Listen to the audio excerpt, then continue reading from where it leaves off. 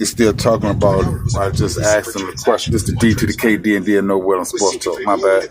They still discussing it. I asked them what happened with the trade by Chris Paul and get to the Lakers when the league had owned the Hornets. And they still asking. They're still talking about it. And AD, he going in on. I'm gonna let y'all listen to the rest of it.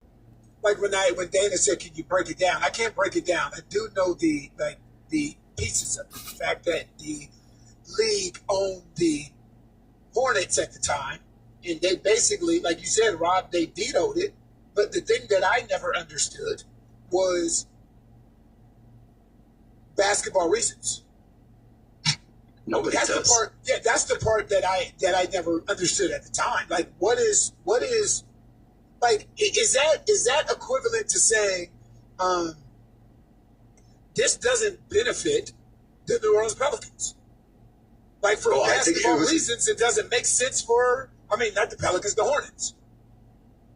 Yeah, at the time, that's what they were trying to tell us, that this trade doesn't make sense for the team that's trading away Chris Paul.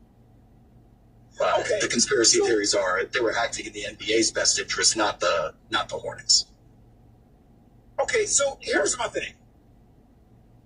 Because this is the part that's kind of confusing to me. How did this whole thing come to? Like, who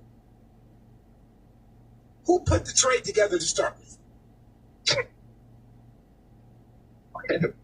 The explanation is silly because you would say the Hornets and the Lakers came to terms, obviously. So if they come to terms, why would you then go? The Hornets said no thanks. Right. My thing is, if it doesn't make sense for you, because you know what you hear all the time during trade deadline? And really, after the deadline, they were close to a deal and then talks broke down. You hear it all the time, right? Oh, this player was almost acquired, but it didn't happen. So talks break down, trade talks break down all the time. Why did it even get to the point? How did it even get to the point that Chris Paul was traded?